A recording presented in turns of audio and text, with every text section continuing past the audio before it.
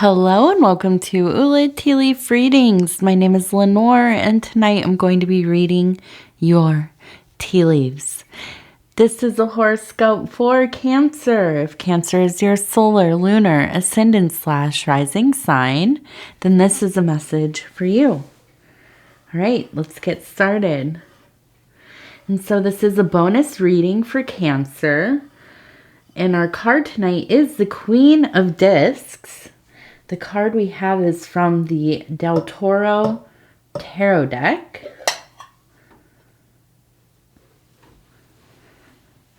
And so let's see what these tea leaves have to say tonight. And if you haven't subscribed yet, please think about doing that. You can hit the little bell when you do, and that will let you know when the next readings are coming out. It is free to subscribe. Okay. So,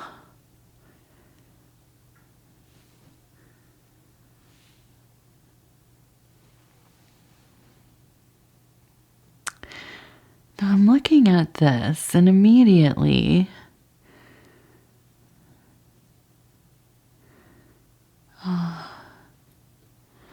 yeah, so I'm feeling like well, we have the moon, okay? The moon, always with the moon. Cancer. But yes, we have quite a feeling of the old mother, okay? And you can see her up here. Kind of the crone, but also the mother of all things. That ferocious, protective, life-bringing mother. The one that gives of herself so deeply for so long. You know, it's almost like, how can she keep giving? You know, you don't know. You don't really know, but she does. TT, come on. Come on. You're right in the frame where you're going to make it not focus. Come on. No, you. Oh, okay. Okay. So, you know, we think of the Earth Mother. Obviously, this is one of the big mother archetypes. And with the Queen of Discs, we know Earth is the element that is in relation to the discs. So we have this kind of earthy but primordial mother enduring. And I feel like this is an energy that you have been so focused on. If this is an energy or an archetype that you yourself relate to deeply, or if this is really kind of about your own mother, or the energy of the mother in your life. Maybe both. Right? But I see here we have kind of this mother figure holding a baby, okay? And it's a joyous union there. The feeling of maybe even that purest love. And now I'm not going to say, you know, the purest and only love that can be that pure is between a mother and her child, but it is something. It is something that can move mountains, and you know, and this can exist between the father and the child, and the caregiver and the child, of course. Okay, not to say that is not possible, but there's something about the mother that is just, you know, I think, well, and if you look at my sets, my altars here that I have for my readings, and they change, they're almost always mother deities, mother archetypes. And a lot of that is because this is what speaks to me, you know, and I'm a mother. I'm a mother of a young child. So I think about this quite often, but even before that, it's always been quite a theme in my life. And so I feel like there's a sense of I look at this and I think, my goodness, really becoming the protector that maybe you felt you lacked. And that's not to say your mother did not try. That's not to say that the people in your life did not try to protect you, but sometimes life just has that way of getting in there, right? So often when we feel that we've been emotionally neglected, people weren't watching over us, and if you're my age or older, the world was a lot different when we were young. It wasn't like it was. Kids went out and they ran the streets. They went and played all day long. A lot of things, a lot of room for things to happen out there. If you had devoted parents or, parents that were kind of working all the time or wrapped up in their own lives and so on. It just, unfortunately, and these things still happen, right? I'm not going to say it's all better now, but the world has shifted in a way how children are kind of expected to be supervised a little bit more. Now I look at this and I think that, this has been a really, really clear, no question about this, a clear decision in your life that you will not let these things happen on your watch. Not to your children, not to your grandchildren, not to the children of your community. You are somebody who will protect. Not only that, you are somebody who will protect yourself. You are going to be that mother figure that you maybe needed. That kind of all-seeing, all-wise, protecting, nothing gets past this mother. This is the fear, you can imagine, the fierce mother holding you close to her breast, out there fighting, against, whatever evils there are. Wild, primal, in a state of just complete survival, right? Highly intuitive, ruthless where they need to be. And, I think that you've taken in this configuration on some level. I also think that the crone is very active as well. Okay, so now going in from that middle mother archetype, going into the elderly, often we see it related to the medicine woman, the shaman, the witch doctor, or the witch, some kind of practitioner, a practitioner of health, women's health especially, or even sometimes the scary woman in the woods, right? We think of kind of like Baba Yaga or the witch in Hansel and Gretel. And so I can see you also protecting yourself by maybe moving away from a lot of social interactions. I could see maybe you raising your family in a way that is very discerning about who is allowed around.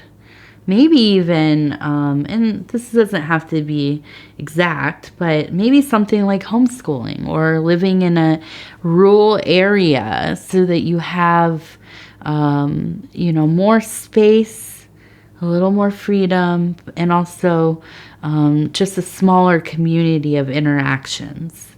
And so, I feel there is a deep devotion to this work There's a deep devotion to really breaking the cycles, halting them completely, having such a, unwavering stance on these things. Okay.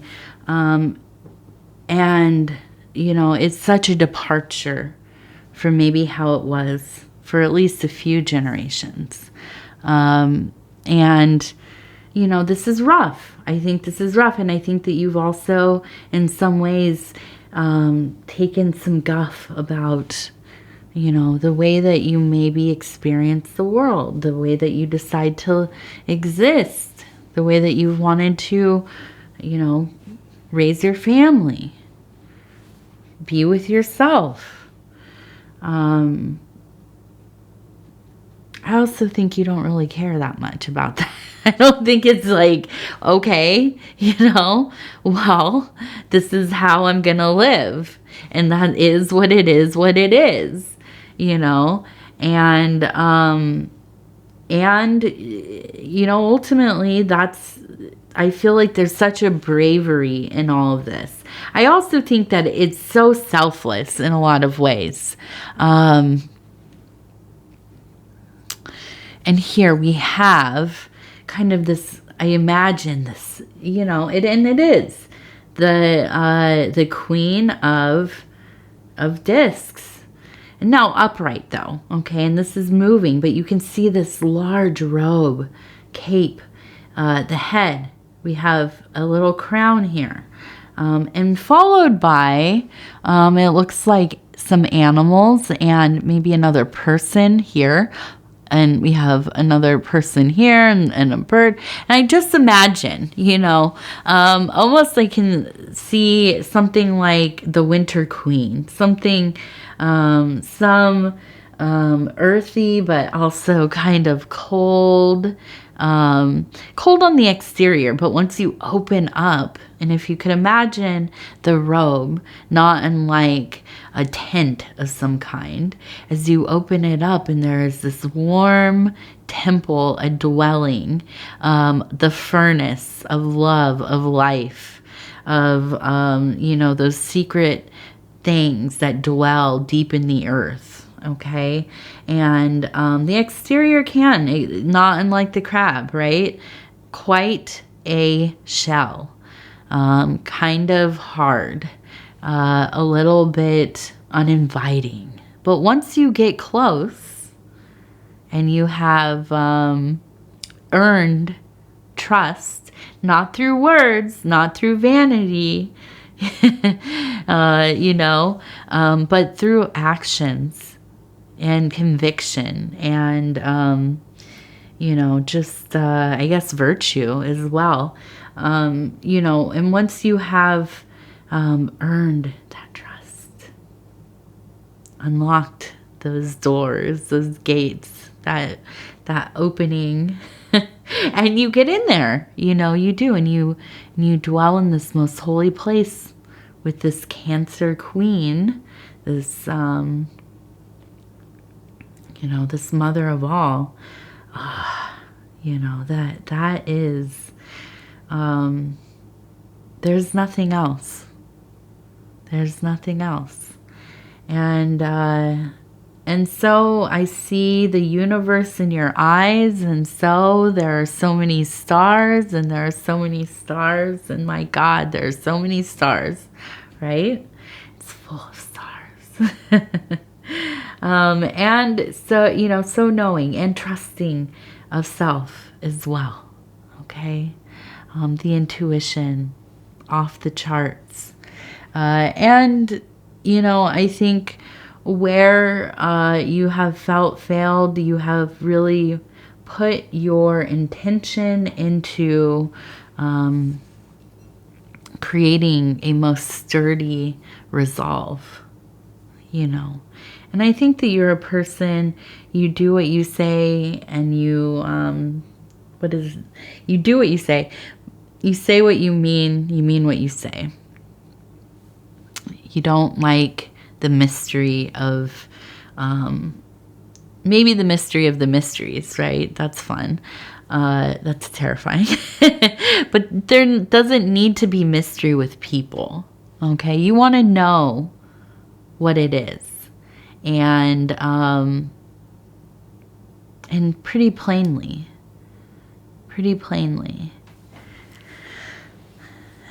And let's see. Yes, immediately I see a person, a large flower. We have the illuminating candle. We have a heart, anatomical, and yeah. So I feel like there is love here. There is love here. I wonder if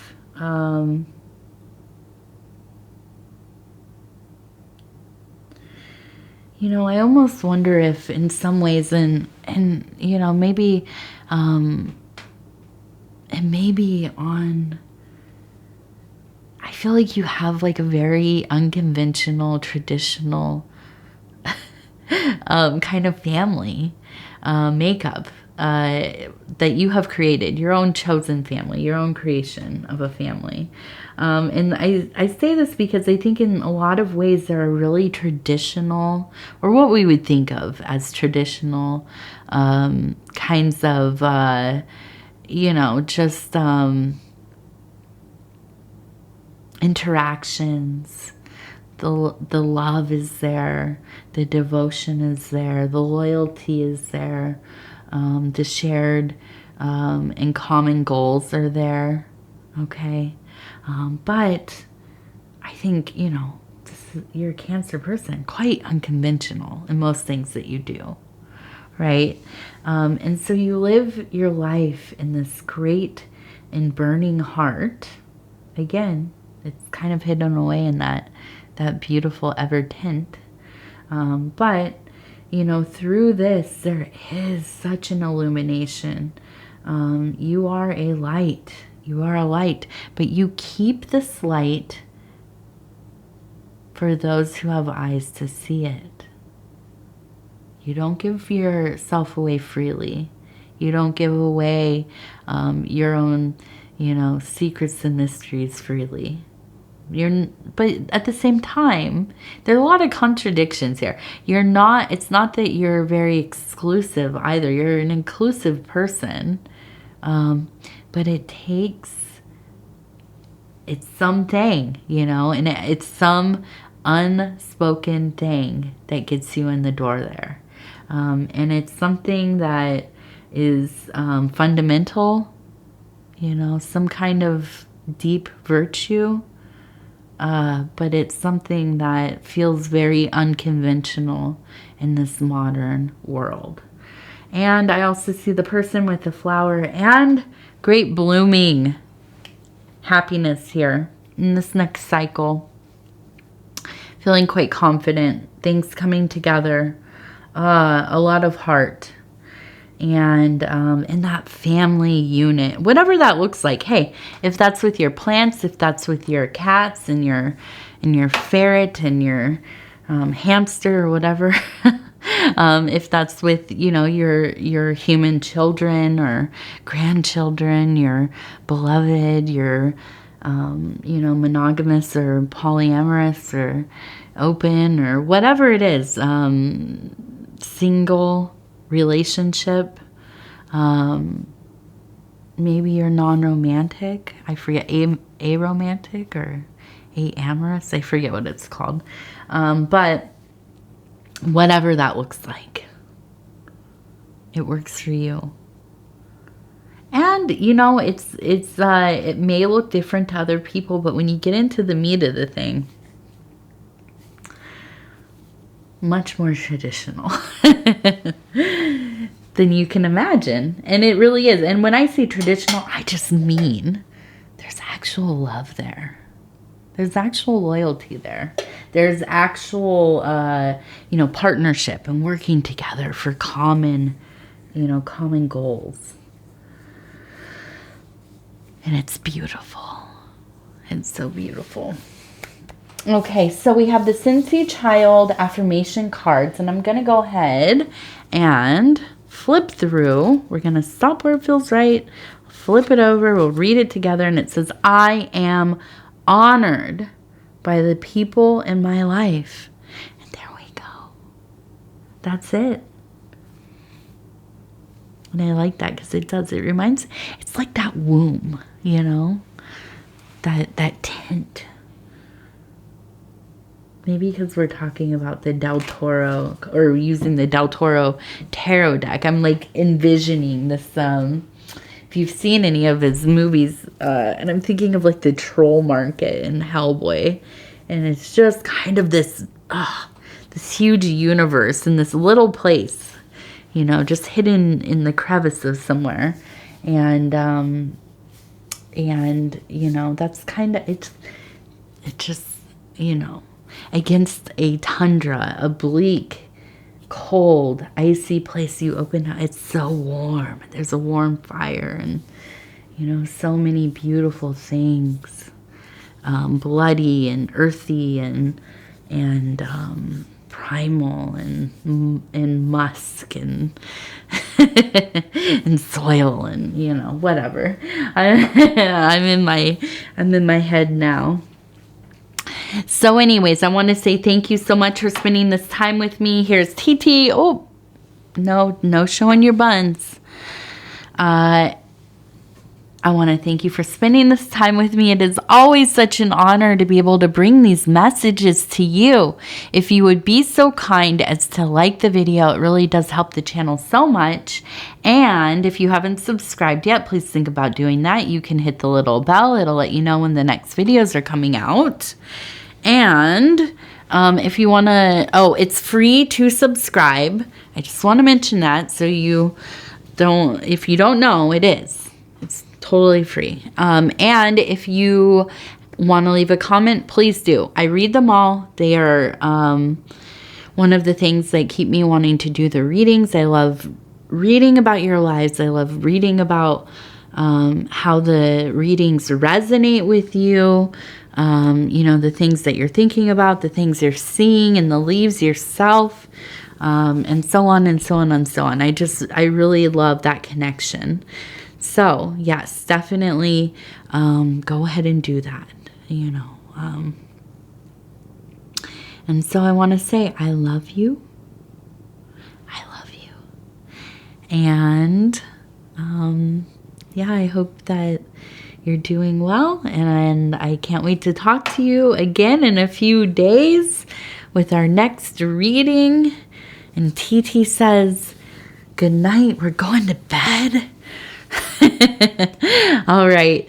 We'll talk in just a few days, Cancer. Thank you for watching this bonus reading. Goodbye.